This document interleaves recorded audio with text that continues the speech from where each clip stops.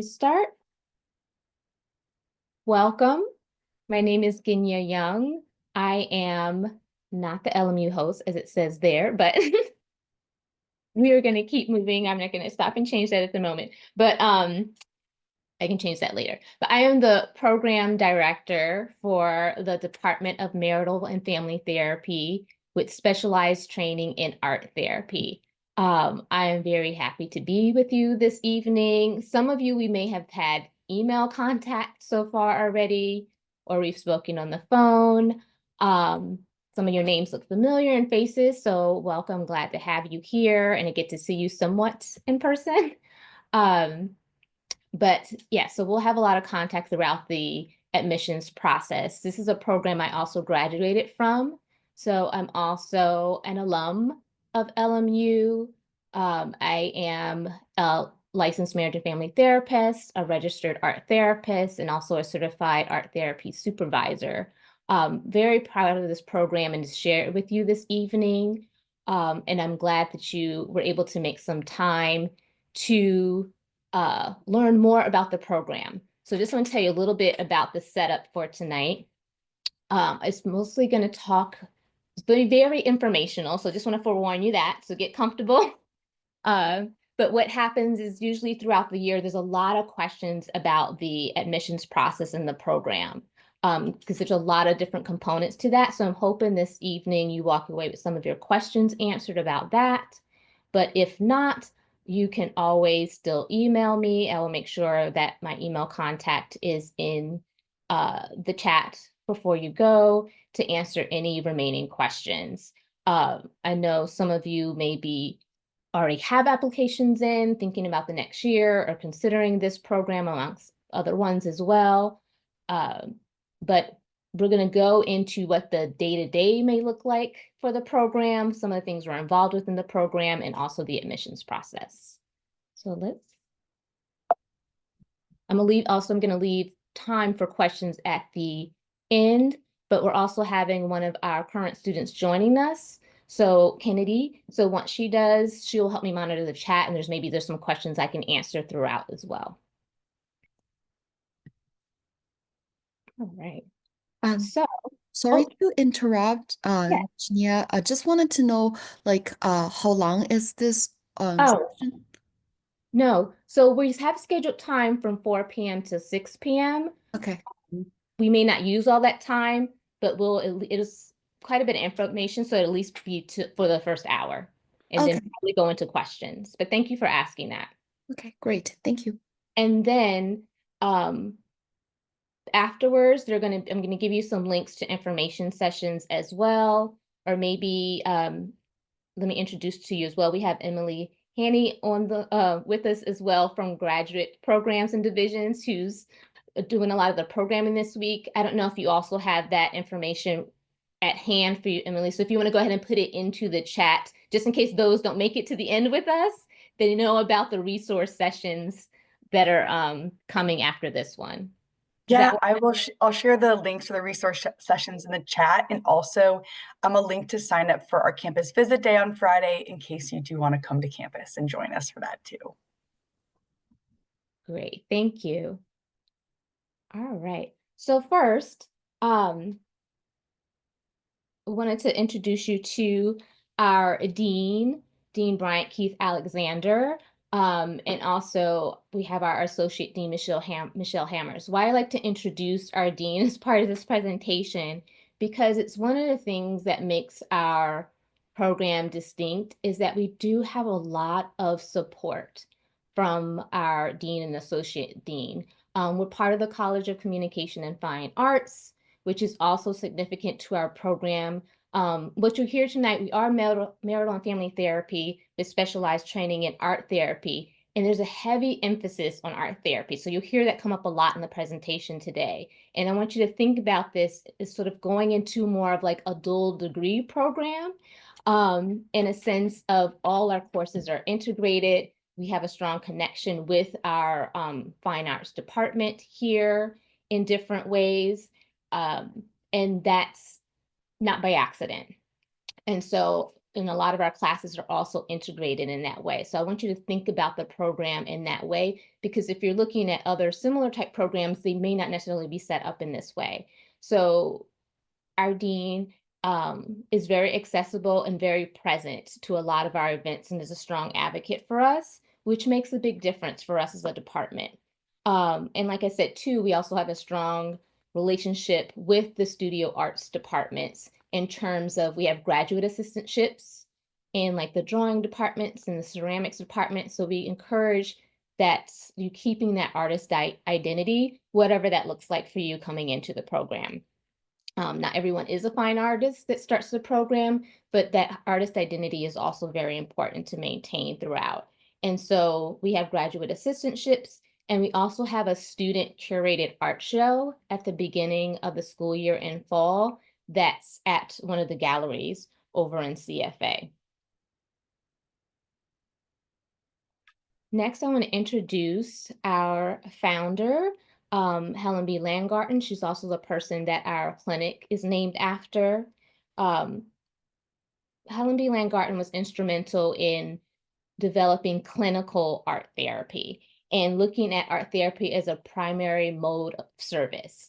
So in a lot of ways, so looking at an art therapist along the same lines as the marriage and family therapist and a social worker or a licensed professional clinical counselor, someone who's able to maintain and be the primary therapist for someone. Um, and then her vision, along with others, has developed and created this program that's existed for over 40 years now. And then again, some of you may have come directly to this program because of art therapy and interested art. Some of you may be coming from more of looking for an MFT program or more of that program, kind of experience. And so you may be in the beginnings of learning about exactly what art therapy is, and that's perfectly okay. So you want to think about art therapy as a mental health profession. So it's not just something like we do um, as part of something else or another type of therapy, but we consider it a profession all in its own, and that's why it requires a master's degree, and we have this program. And you can be hired simply as an art therapist, not someone who does art therapy under another degree. And art therapy combines all kinds of other disciplines, such like psychological theory, developmental theory, counseling theories, but we also include active art making and the creative process and how we work. And that's what makes us unique. We work with all people from different backgrounds and populations and across the lifespan. So sometimes people come in thinking that we work mostly with children in art therapy, but we actually work through young children through older adults and in all varieties of settings as well. So when we're talking about our particular program, as I mentioned before, uh, we're a program that integrates art therapy and family therapy systems. So that's from the marriage and family therapy part, and looking at these things in context of relationship. All of our classes are integrated, meaning the requirements for your registration in art therapy, which you would be pursuing, or your requirements for a license in marriage and family therapy in the state of California. Both of those things will be met by the time you complete this program, and our classes integrate both. There's no separate like MFT classes only or art therapy classes, which makes for a richer experience within the classroom as well.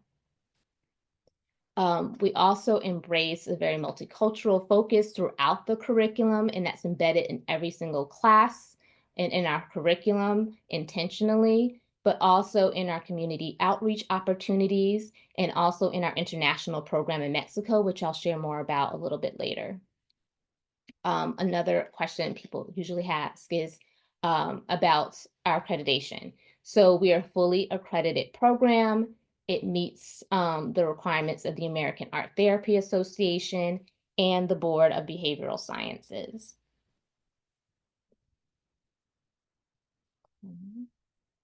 Another thing I want to share about our program is that we are a cohort model, and I'll explain what that means. So we accept for up to about 25 students per class. And the reason for that is that we actually provide your practicum placements. So we have to have a workable number of students that we can also have a number of practicums that are available to you, and it helps us manage that.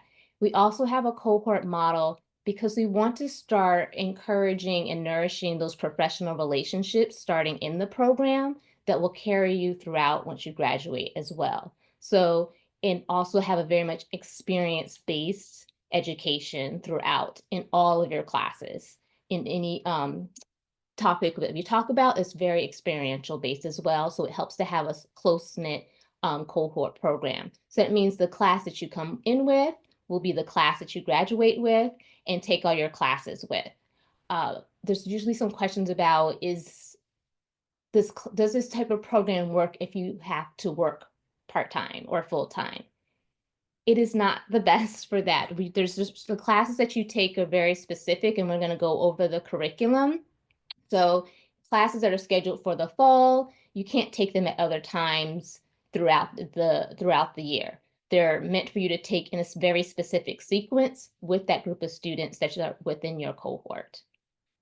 When I talk about whether there's the 2-year track or the 3-year track, that changes a little bit who your cohort is. You may start with one cohort and finish with another, but you still have a very specific sequence of classes. So that's something you want to think about when you're considering this program, because that may be different between different schools.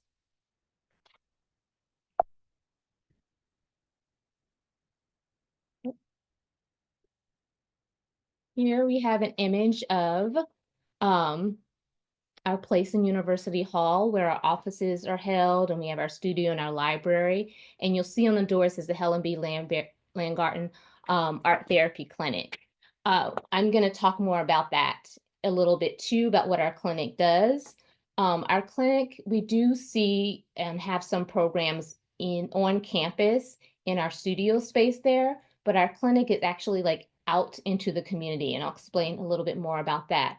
And then the other image you have here is one of the presentations from our summer arts workshop. Mhm. Okay, now I'm going to introduce you to our faculty and our staff. So and I'm going to go into this a little bit because another thing that's very distinctive about our particular program and why I come to our program here at LMU is our faculty and staff. I'm only going to introduce you today to our full-time faculty, but we also have about 20 part-time faculty members. And those are the ones that cover some of our classes, but also they are your clinical supervisors or art therapy supervisors as well. So we have a much larger and expansive staff than what I'm going to show you here, which also adds to your education here in our particular program. But also, I want you to think about the faculty that you have here are very active in research, in writing, in their clinical work, but they're also are participating on a level of leadership in the professional organizations as well. So you get faculty that are in different levels of this profession, and art therapy in particular. They also serve on many boards and committees within the university as well. And the reason why that's important is as you're getting education, you want to start building that network and community within the university, within the greater community, and beyond. And this gives you access to that that's right there on campus. We are also a very small program, and how we're situated within the suite as well is that all of our faculty are very much accessible. We beg you to come see us and visit us in the office. We're right there.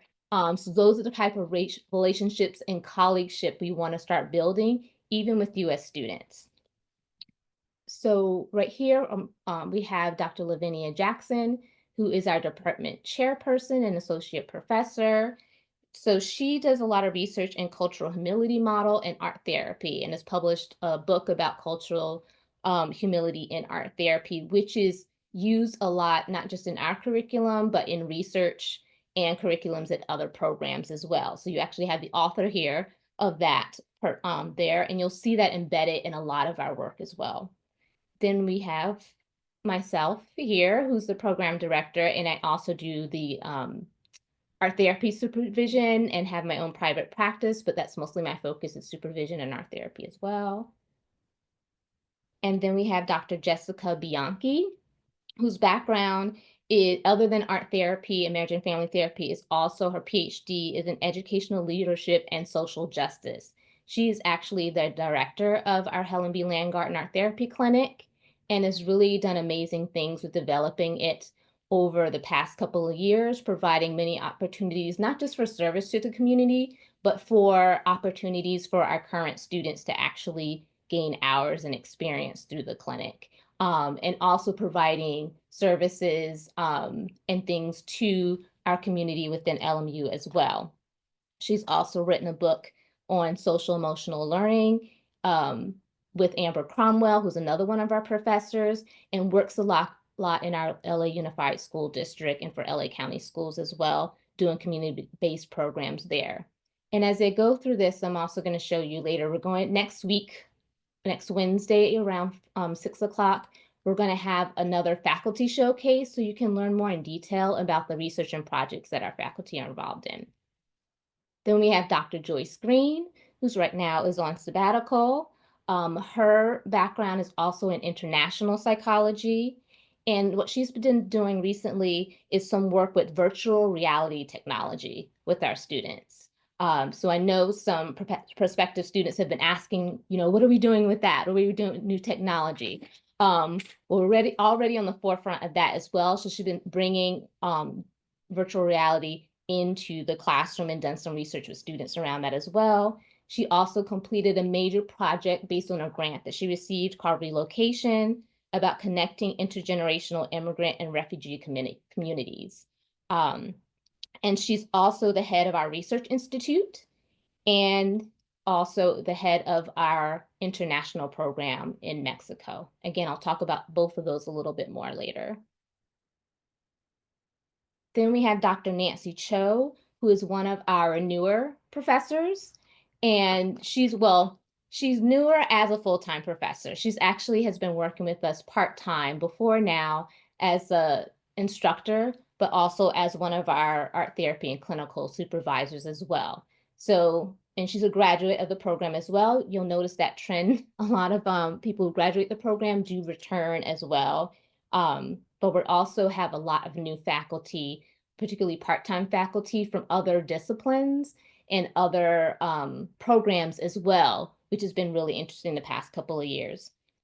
But Nancy's research focuses on using digital tools in therapy or in therapeutic art making. Also, she's done some work with narrative medicine, working with Columbia University with their medical staff. And she also works a lot with supporting mental health within the Korean American and Korean community.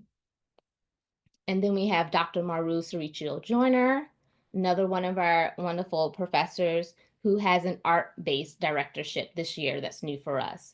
So she's covering programs or art-based programs in education, curriculum, and also out in the community. Her background is also international psychology, and she also does a lot of work around grief and suicide intervention and prevention as well, is some of her focus. Then we have Kathleen Fogel-Richmond, our practicum coordinator. And I want to pause here because this is another thing that makes our program unique and why to consider us. We're one of, since I haven't surveyed all the programs, I won't say we're the only one, but I will say it will be rare to find a program that has a full-time practicum coordinator. Usually they're part-time or there's somebody else who is doing those duties. But Kathleen has been working with us for many, many years, for 20 plus years, I believe, as our full-time practicum coordinator. So what she does is she coordinates and collaborates with these different agencies where our students go to work. And also she does placement. So what's unique about our program is you're going to get 2 practicum experiences. And by practicum, I mean you're going to be actually working at a school or agency or other placement where you'll be providing direct service hours with clients. And when you're doing that, you're actually gaining your hours towards the total number of hours you need for your art therapy registration and for your license. You'll start doing that while you're in your program. Your first practicum will be actually your first year in the program if you're in the 2-year track. It'll be in the spring semester. And then you have a full year practicum the second year of the program if you're in the 2-year program. If you're in a 3-year program, it just starts a little bit later, but you still have a full year practicum.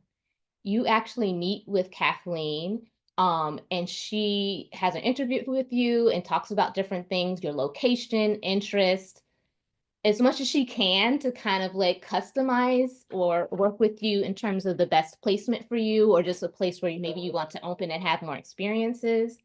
And you actually get assigned to that agency. You do have an interview with them to make sure it's a right fit, but typically in counseling programs, you would be asked to go find your own practicum. For this program, that's part of your enrollment here, is that we do that for you. In addition to that, she also does a lot of work in coordinating to make sure you have both an art therapy supervisor always, and you have a clinical supervisor for your MFT as well. You will get both. And so she, with the help of other professors we have, like Naomi Tucker Cabrera, and with the art therapy clinic, coordinates all of that for you. So we're very proud that we're able to provide that service to our students. And then we have Tracy Gamble, who is also one of our newer staff members. Our last staff member, Senior Administrative Coordinator, Lori, which some of you, if you've been in contact with us before this year, may have had contact with Lori, who was just retired, but she had been here since the beginning of the program. Tracy is now taking on that role, and she will be your first person of contact typically if you're emailing or calling us. So you want to know her as well. And as I mentioned, we have a faculty showcase that's happening next week. And there you will actually meet our core faculty members, and they will talk more about their particular research interest and projects at that time, and you'll get to ask them questions directly. It's March 26th from 6 p.m. to 7:30 p.m. I will make sure you have the link to that in the chat, but it's also on our website, how to RSVP. And again, we don't typically make appointments with people throughout the year, like with the faculty members. So this is a good place to be able to meet and talk with them.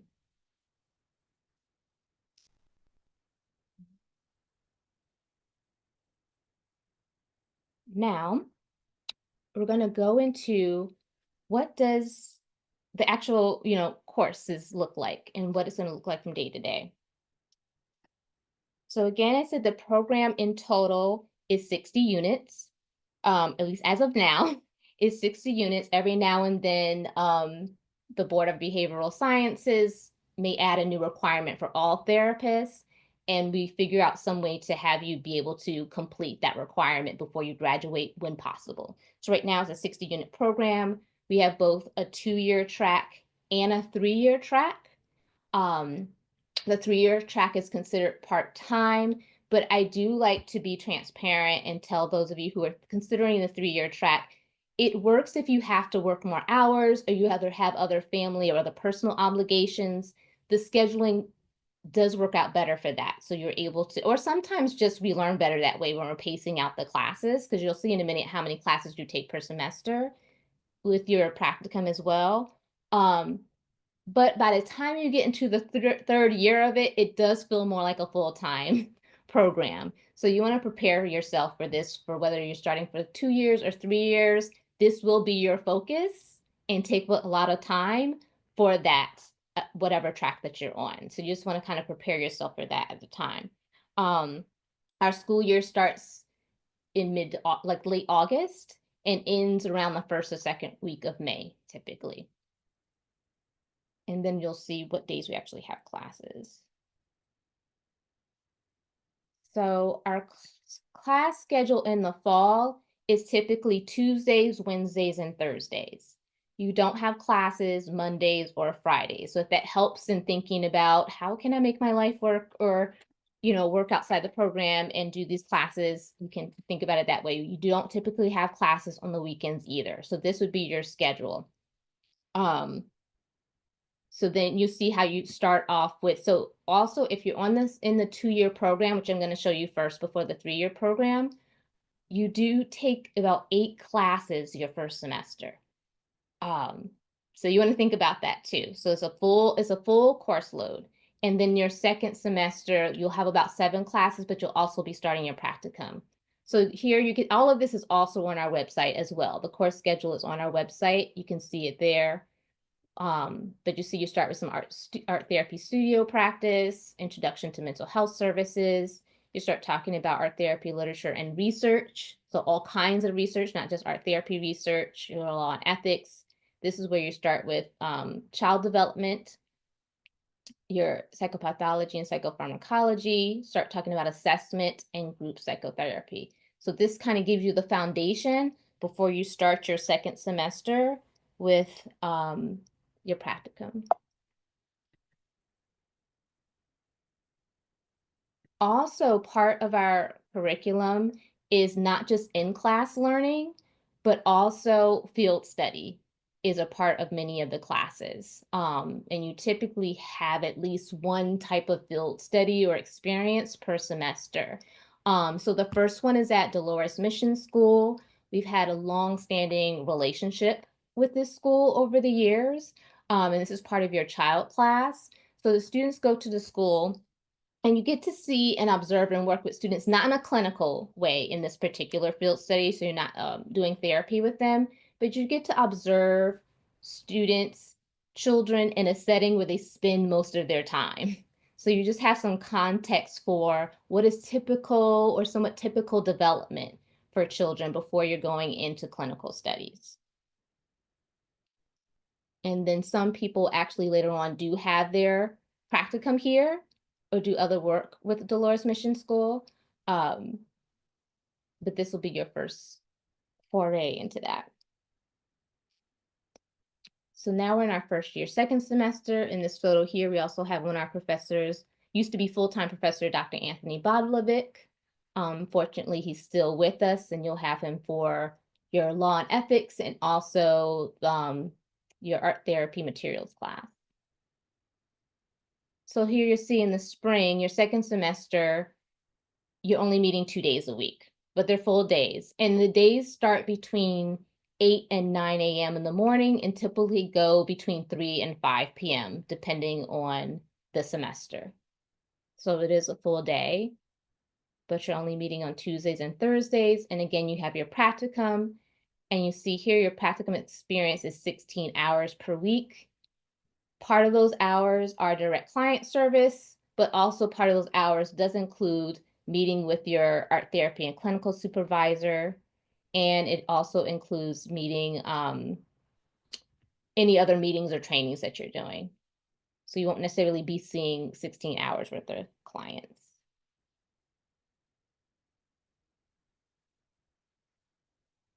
Okay.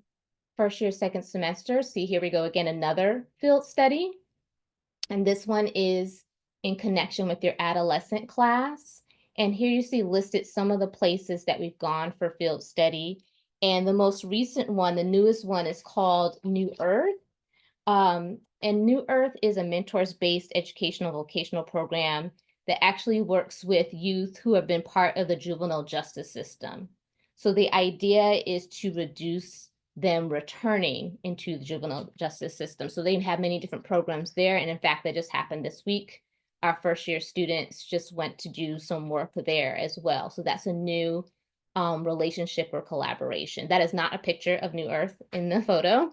But I just mentioned that because we're always looking at new relationships and collaborations with different community partners as well.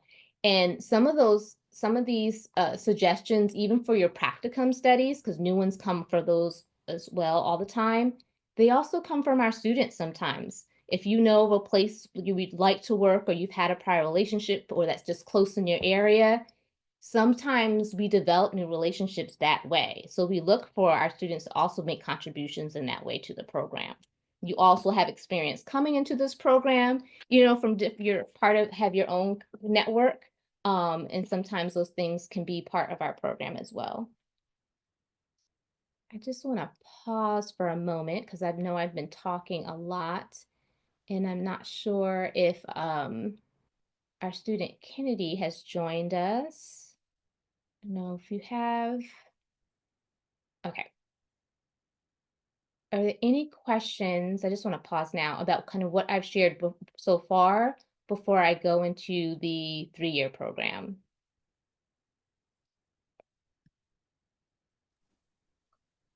There are a couple questions in the chat about prerequisites. Okay. One sec. First, hi, Kennedy. Thank you for joining us. I want okay, I'm glad you're there. So I wanted to make sure someone was monitoring the chat because again, I can't see everyone right now while I'm presenting. But I do want to introduce Kennedy to everyone. She is one of our current students in her first year in the program. She's also one of our officers for our Student Art Therapy Association and is also in her capacity here, one of our graduate assistants. So she's also working right now in her practice. So time is very precious. So I do want to acknowledge you and thank you for being here with us. So please, yes, what were you saying in the questions so far? Yes, we have a few questions about prerequisites. Okay, we're gonna get to that. The meetings for that, but it might be later. Okay. Anything kind of pressing right now about what I've gone through so far? Someone asked if you could tell any more about the assessment in psychotherapy class and also clarifying about the hours for practicum, which semester those apply for. Oh, okay. So the assessment class, I'm not sure what the question is about that, but that's when you're going to learn about art therapy and MFT assessments. In terms of the practicum, the first practicum that you have in the spring that we just spoke to is the 16 hours. Again, you're placed in an agency, and there's all different kind of agencies and practicums. And also a lot of our first year students in their first practicum work through our clinic. So your clinic is the agency, but you're actually placed at different places and do a lot of school-based work as well in that first practicum. But we also have people who are working at mental health hospitals or behavioral hospitals. We have people that are working in shelters for domestic violence or homeless shelters. All different types of placements in that first semester. And again, it's 16 hours. Part of those hours is dedicated to direct client service. Part of those hours you spend with your clinical supervisor and your art therapy supervisor, and is also intended for you to be able to do clinical notes or attend any trainings. Thank you. There's also one more question that just went in the chat. How do you get placed and what determines that? Okay, so as I mentioned earlier, so our practicum coordinator, Kathleen, will have a meeting with students usually in their first semester. And that conversation is around many different things. One, your particular interest is also, which I want to be careful, just because you come in with a certain interest does not mean that necessarily that's where you'll be placed. So we can't always do things that way, but we'll talk about some things that might need to be considered in your placement, but also thinking about where you live, because we want you to be able to get to where your will have some ease in getting to wherever your agency is as well. So location is part of that conversation, but also what are your responsibilities outside of school? Sometimes we have people who have families or other people that they're caring for, and so they might need a placement that kind of works with that schedule. So she does as much as she can in those conversations to place you in that way, but she already has the placement set up. And again, you do still meet with someone at the agency to have an interview to make sure it is you're going through an interview process. So you don't have to find your placement, but you still go through an interview process as well. Thank you. Okay. So we have, again, here 15 weeks. So it's one semester, 16 hours. You could be working with children, adolescents, or adults or older adults. The first semester, because it's only one semester that you're there, you're learning short-term treatment models. And this is very important in your training because at a lot of community mental health agencies, you'll only be allowed to work with your clients for maybe 8 to 10 sessions. So it's good training to learn how to do short treatment or short-term treatment rather. And like I said, sometimes you'll have an on-site clinical supervisor, or sometimes the supervisor will be provided by our clinic, and you would meet virtually.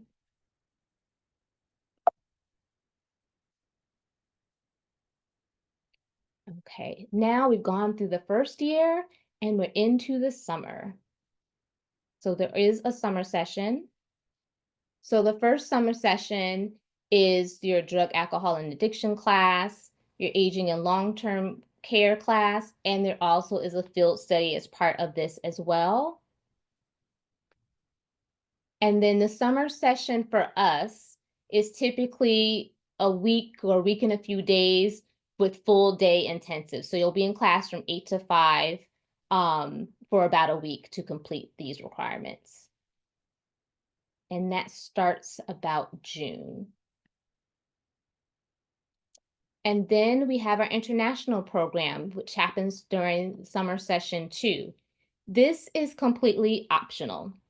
We encourage all students to attend. This is a program that got started by one of our former chairs, Dr. Deborah Linish, around 2004, and it's been going ever since.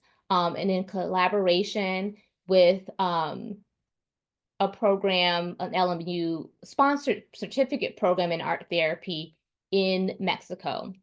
We started off in San Miguel de Allende, and then with some input from students in our class last year, changed the program a little bit. And this past summer, they spent it in Mexico City, and it converted. So it used to be between 2 and 3 weeks in San Miguel.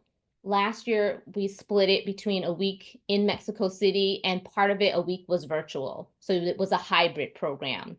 And then the program that's coming up this summer, 2025, is a new placement actually in Oaxaca. So it's an art-based experiential. You'll work with other therapists in Mexico in the program, and the classes cover multiculturalism in art therapy and international practice. And it also is covering family art therapy and international practice.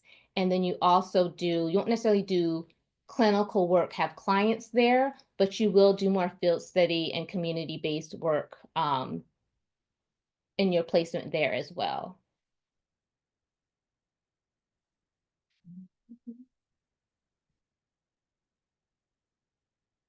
And now we're in for the 2-year program, your 3rd semester. So we're back the 2nd year fall. And now we're moving into cultural considerations, more assessment intervention, but in intimate partner violence. Research, so this is when you begin to start. So now you see in your 2nd year, your class load is reduced dramatically, but this is also the time when you start your research study. And your research study is done in 2 ways, at least this is how it was this past year. You can do an individual research project, or you can work with a professor and other students in a group research project. But you do get supervision for your research throughout with one of our professors. And this is also when you begin your full year, but your 2nd practicum study, and this will be a new placement. So you're not in the same placement, you get a whole different placement. But this one is 20 hours a week.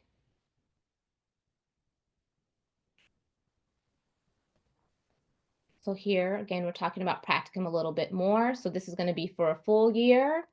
So that's why it's 30 weeks, 20 hours per week. Again, you can be working with any population at this time, but it'll be a new placement. Here we're learning more about longer term treatment because you are with them for at least a full academic year. Again, you will still have another clinical supervisor, and depending on your placement, the clinical supervisor may be on site or off site, and you will also have an art therapy supervisor. In your first practicum, your art therapy supervision is in a small group, about 7 or 8 people.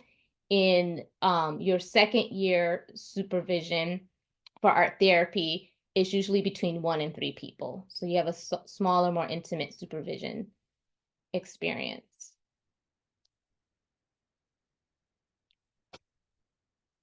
And here I just share this map of all our, or some of them, because we have more now, of our clinical training placements, just to show that are all over Southern California.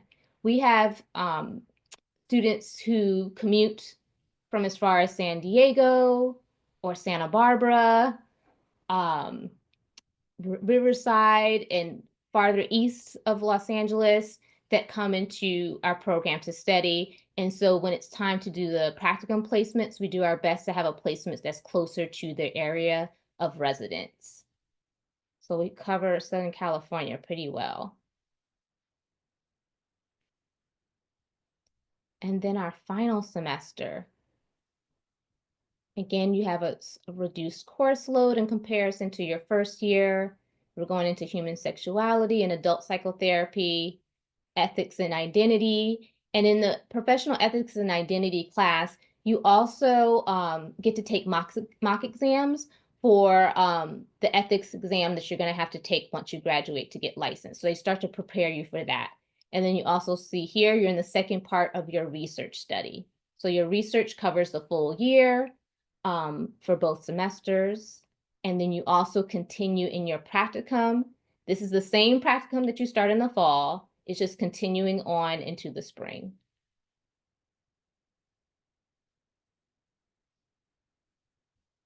And then the 3-year program, we won't go into it into detail, but I just want to show you just how it's laid out a little bit different. And again, all of this information is on our website, so you can look at it more closely for yourself. Both the 2nd year and 3-year program course schedule is there. But you see the first year, you only meet Tuesday and Wednesday, so 2 days a week instead of 3 days a week. Then the second semester, you only meet 1 day a week. So it's a little bit of a reduced load until you start your practicum. And then by your 3rd year, you're on the same schedule as a 2nd year student. But it is a better pacing for many people.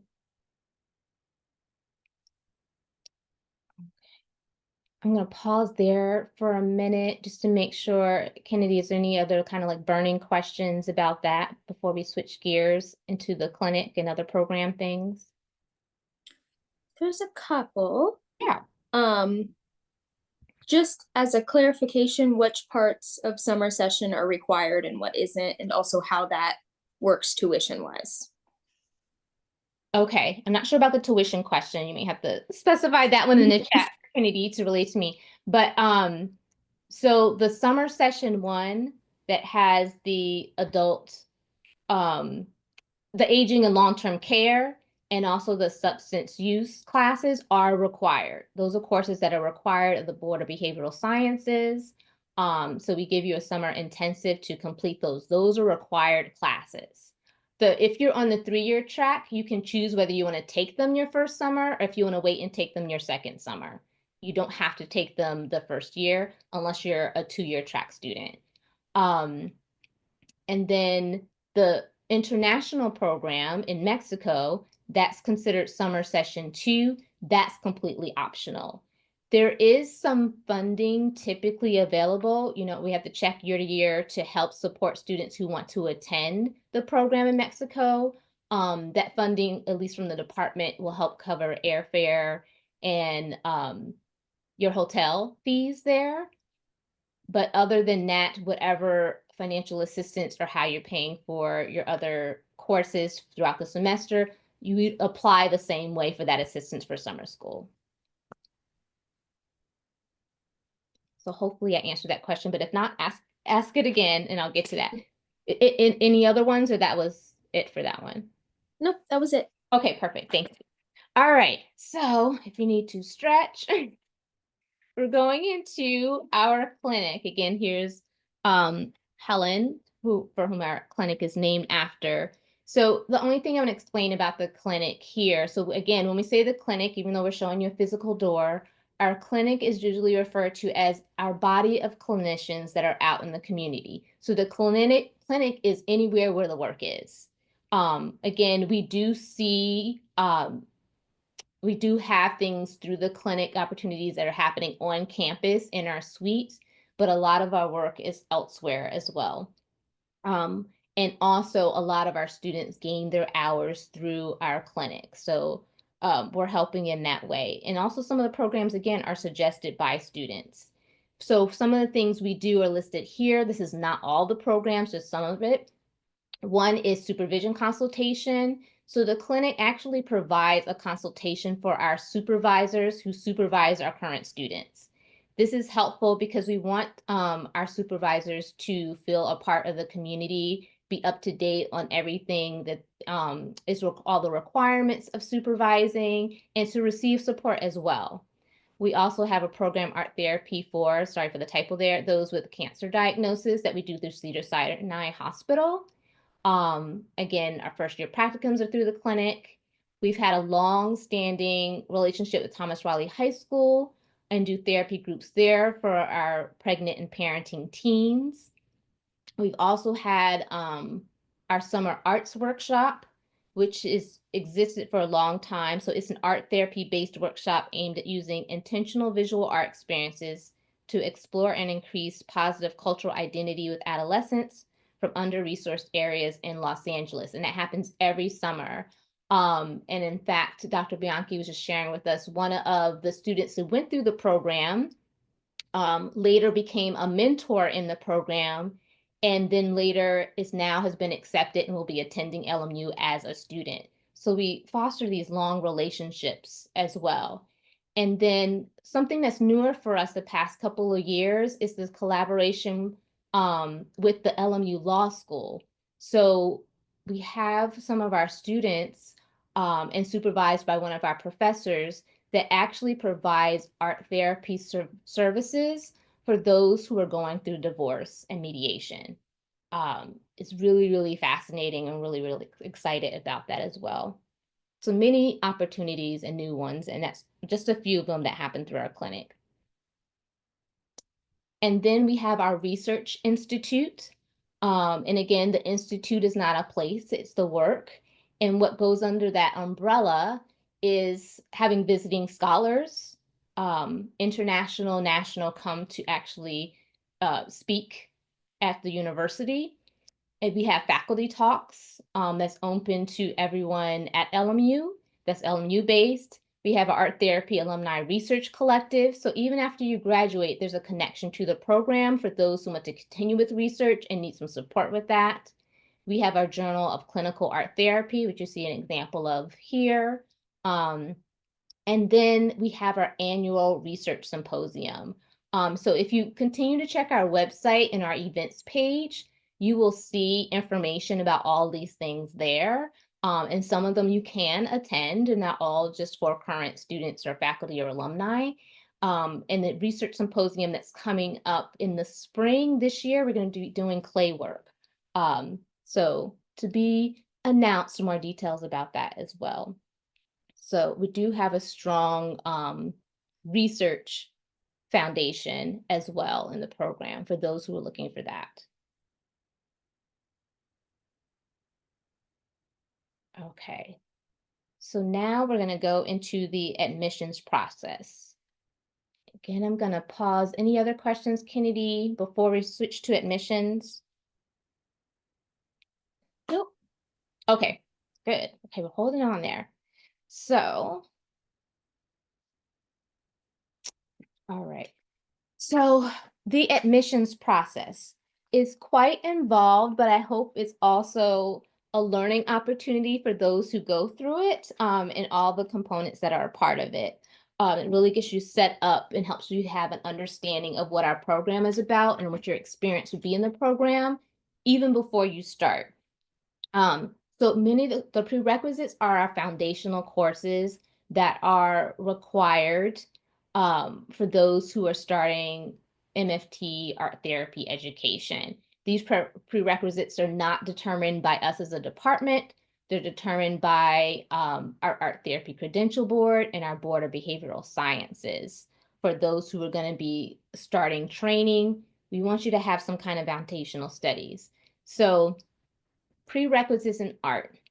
You must have 18 semester hour credits, or that could be 27 quarter hour credits, depending on where you're getting your classes from, of study in studio art. And the courses that we're looking for are not art therapy theory, but actual art making and studio art. That may be photography, ceramics, drawing, painting, sculpture.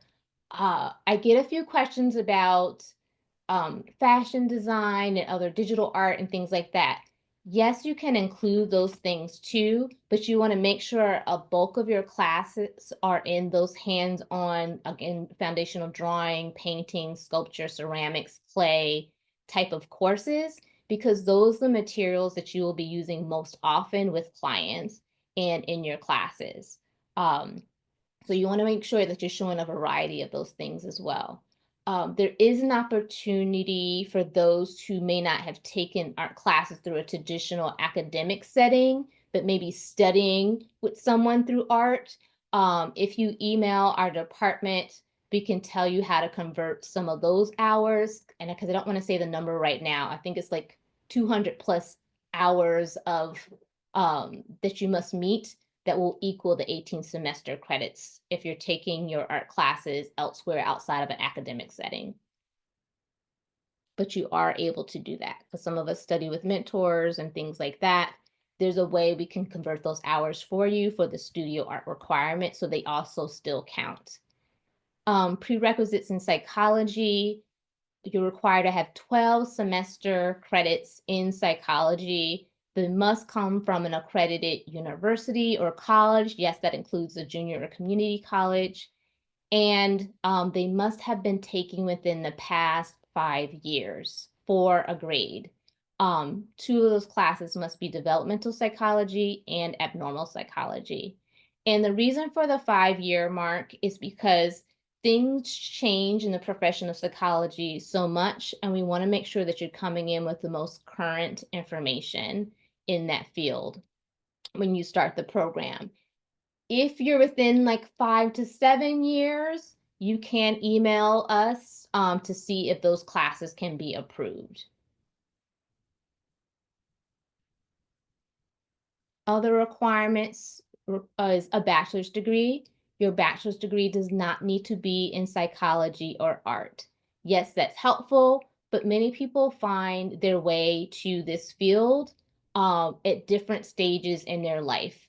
And from different experiences, and they all can contribute to your studies, but you must have completed a bachelor's degree. You can apply while you are completing your bachelor's degree because our applications are due, and I didn't mention this at first. So for the fall 2026 year, because fall 2025 is closed, applications are due November 25th. Applications are due November 24th of 2025 for the next fall.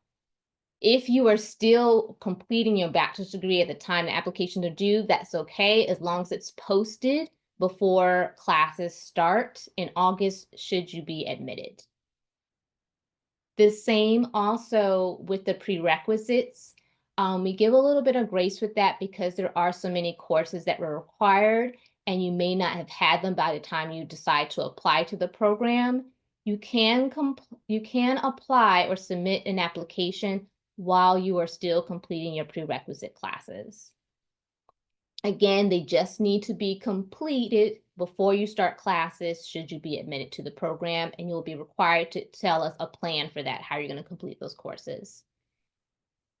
We do not require the GRE or any type of testing, but if you feel like your current academic record doesn't really reflect your ability to do graduate studies, you can submit those scores from that exam. In addition, we asked for 2 letters of recommendation. I asked, please make sure your recommenders sign those recommendations as well before they submit them. And then you'll have an autobiography, your portfolio. So this is your art portfolio of up to 10 images. Again, it can be any type of art that you choose to include in there. We just recommend that it's a variety of art You do not, again, we do not require that you have a formal fine arts degree to be in this program. When we're looking at the portfolio, it's not for your skill and expertise in art. It's not a critique of your skills. What we do want to see is that the pieces of art that you choose to write your statement about, that you show an understanding of and be able to articulate your process and also the emotional and psychological content of that piece, because that's what you'll be doing in your studies. So we're not looking for how well made the art pieces are. You can pick something that you've made outside of a class. We're not looking for art pieces that or portfolio that was made as part of an art program, but you must be able to speak to those different art pieces. The other requirements is an interview that you will record online and submit that, and there'll be questions for that. And then the prerequisite checklist is just where you write that you've completed all those courses or in the process of completing them.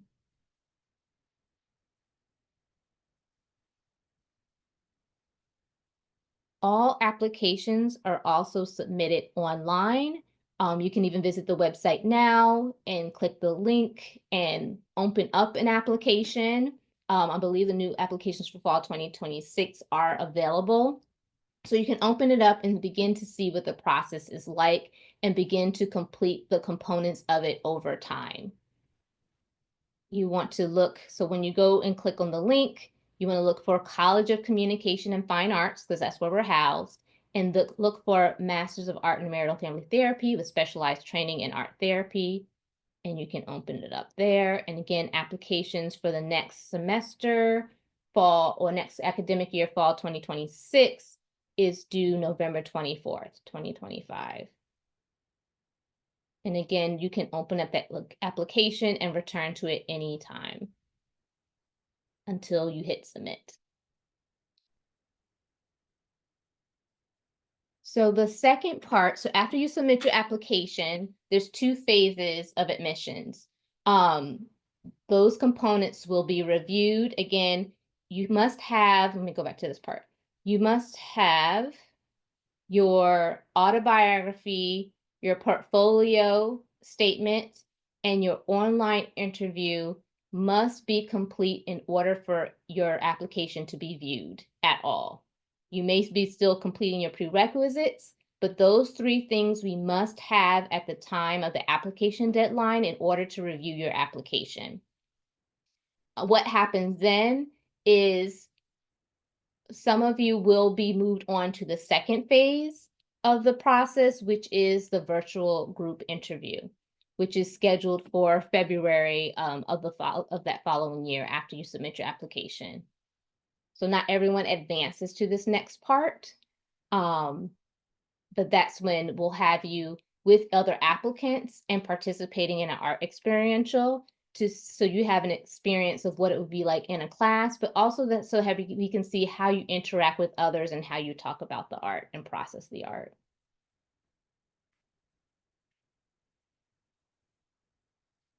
Okay, I want to pause there again, see if there's any questions about the admissions process or things I may have skipped over. Yes, there's some questions in the chat. Yes. First being, if people have really specific questions about prerequisites in their specific situation, who should be their first point of contact to email? So they can email the MFTH department at lmu.edu email. More than likely, those emails will come to me, but sometimes Trace is able to answer them too. I just want to clarify, please don't just send me transcripts to look, because we don't do necessarily transcript reviews to approve classes. It's easier. You may have to send a transcript to support or to get out more information. But if you could send me a list of the classes that you are considering for prerequisites, if you have questions, so the name of the classes and the institution where those classes were taken or where you plan to take them, then I can work with you individually to make sure they're classes that would be approved as prerequisites. Then there's also a question of what you mean by the psychological component of the art piece, and if you could give an example of that. Okay, so in so this is the core of our work, right? Is when we're doing in our clinical work using art. So we want to know, just when you're presenting a piece, what was the intent behind it? Was there a feeling? Was there a mood? Was it supposed to convey a particular human experience for you in the making of it, in the final product of it? We want to know all those aspects of the particular piece that you choose to talk about it. So in what context was that made? Or what was going into it, or what was it supposed to represent for you or for someone that's witnessing or looking at that piece of art. Then someone also asked what percentage of people can get into the program. Oh, I don't know if necessarily if I have that number offhand between how many apply and get in. What I can tell you is that we have our class size is 25 students. Is our maximum when we're looking to accept, if that helps. Whether it is exactly 25 or not year to year sometimes depends on if students beforehand had deferred, meaning they've wanted to put off their admittance for a year. They've been accepted, but certain circumstances, they got permission to maybe not start that year and have to start the following year. Happens sometimes. We have to hold a space for that person. So they count as the 25, which means then we have 24 spots. But our class size is 25.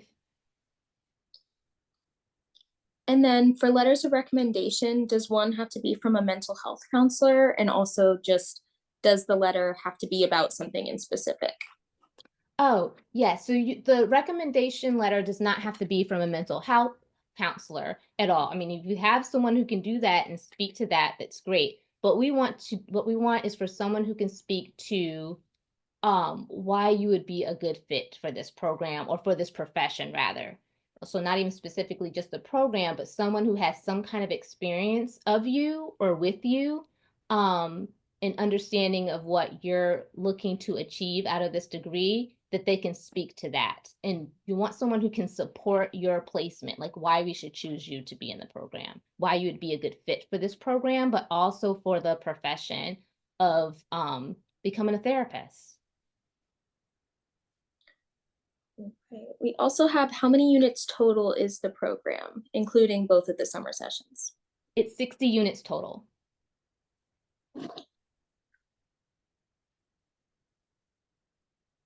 And then someone asked if it's important to get your application in early.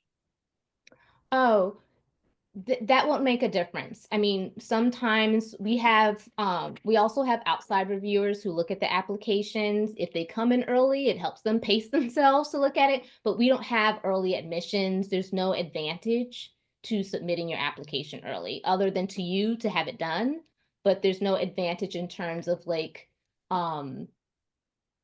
it'll make your application look better or you advance in any way because you turn it in before the deadline. It's helps for convenience, but other than that, it won't have any effect.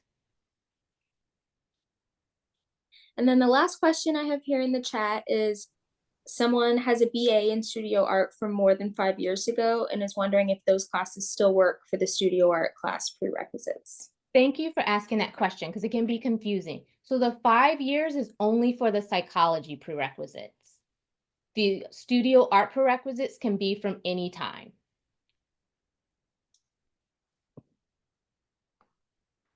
Thank you. Okay, so now we're on to what a lot of people want to know about financial assistance. This degree, this program, this profession is a huge investment of time and money. I would say a lot of us who've gone through it say it's totally worth it, but it is something to have careful consideration for. And as our things are changing in the world is too, and we have other responsibilities and obligations, there's things we have to figure out how it works and fits for our life. And again, in the chat, I think there are some links, and maybe we can put them in there again if they're not already there, about financial aid sessions after this one that you can attend tonight beginning at 6 o'clock to learn more information about that. So right now, the current tuition rate is $1,636 per unit. And that's for this academic year. Sometimes it changes year to year. I did not see the tuition and fees for 2025 posted yet. So right now, this is what it would cost, is this amount of money per unit. And again, our program is 60 units. We do other things that are available to you. So again, you want to contact financial aid office to see what's available to you in terms of financial assistance. There are scholarships and grants through the university. We also have graduate assistantships. Some of them are in our department. Some of them are in other schools and colleges and programs and offices. So you can apply to any of them. And you would receive, as you're going through the application process, and if you've been accepted, you will start receiving information about those assistantships and how to apply for them. An assistantship is a work opportunity. It's usually between 10 and 20 hours that you're working, and in different type of placements and different types of work. So that's what that would look like. There's also, we have CAMPT, that's the California Marriage and Family Therapy for Professional Organization, also the American Art Therapy Professional Organization. You can look at those places. So for enrolled students, they do offer scholarships. So you can look outside of the university at professional organizations that are trying to support financially current students. Then here you see listed some of our specific departmental awards and endowments. Again, you would receive information about these and how to apply to them. One thing I do want to clarify too that has come up as well. So if you are offered admission into the program, typically a scholarship award does not come with automatically with that offer. You would claim your intent to enroll in the program or not, and then you'd be giving information about how to apply for those opportunities. They're not usually part of your admission package right away.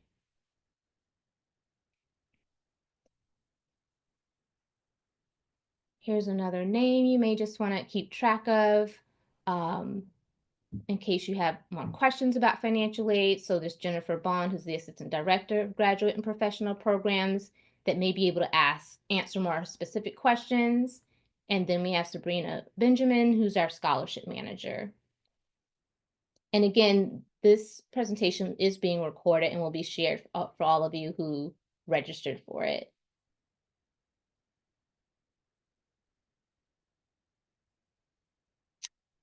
In addition to just what's going on within our program, you do have access as a graduate student to all the campus support. That's another thing that's unique to doing the program here at LMU. LMU offers a lot of free support to its students. We work closely with the Academic Resource Center. We actually have representatives from there and even from our library that come into the classroom. That's typically your art literature class. So if you're needing assistance there, you have it. We have the Graduate Student Association. Typically your schedule's so full, you're not able to always attend all of the events they provide, but they also do help somewhat with funding. For those of you who live in the area and we're dealing with the wildfires, they actually had funding available that you could apply for disaster relief for graduate students. So they're able to help and support in different ways and also provide a lot of events so that you can kind of get to know more people in the community or in the area, especially if you're coming from out of state. You might want to make other connections, or if you want to just work across disciplines as well too. You have those social opportunities there. We have the campus recreation and student facilities you have access to, student psychological services as well. These services are free. They have something called timely care. So if you're not able to meet with someone in person, you're able to do phones or online care as well, do virtual therapy. We have your student health facilities. We have something called community of care, where there's someone there. So you might have other needs as far as like food, housing, or other things that have come up for you personally that are outside of just psychological services you would like support with. And we have the community of care referral that we can do for that too. And then you see all other associations and communities, or at least not all of them. These are some of them through our Student Affairs Division. One other thing that's not written out here, but also is provided as supports to students. Like I mentioned before, we do have our Student Art Therapy Association within our department that's led by our graduate student officers. And then we also have what we call the Active Cultural Exploration Committee. This is a committee that's a combination of faculty and alumni. And part of its existence is to help provide programming and support and mentorship to current students, but also keep continuing a relationship and connection with alumni, with our graduates, and provide them support in different ways as well, whether it's providing CEU workshops, whether it's being out in the community at different meetups, providing more art making opportunities, self-care and caring things too. We also have that within our department. And then we're rounding to the end. Other supports for your time here is we have the American Art Therapy Association. If you have not looked at their website and you're considering a career in art therapy, I recommend you go there because you can just get more information, practical information about what this profession looks like in practice, and also join some of the workshops and things that they have available, including their conference. The conference so this is a national organization, Ada. They have a conference that's actually coming back to the West Coast in October that will be in Portland, and you are able to attend that. And then we have the Southern California Art Therapy Association. Again, many of our faculty, including myself, have held board positions on those associations and are very active in it. And then you have the California Association of Marital and Family Therapy, which also offers a lot of programming and support to current students and for professionals, and also scholarships. Here, just sharing our social media if you weren't aware. Tracy Gamble, our Senior Administrative Coordinator, has been doing a pretty good job of staying on top of us, keeping these things very active and up to date with the events and other things that we're doing. And then I think Kennedy may have also shared with you our videos about the program, and we also have a video about practicum, where you can hear more from the perspective of former and current students and professors about the program or about the practicum experience, and those things are also on our website.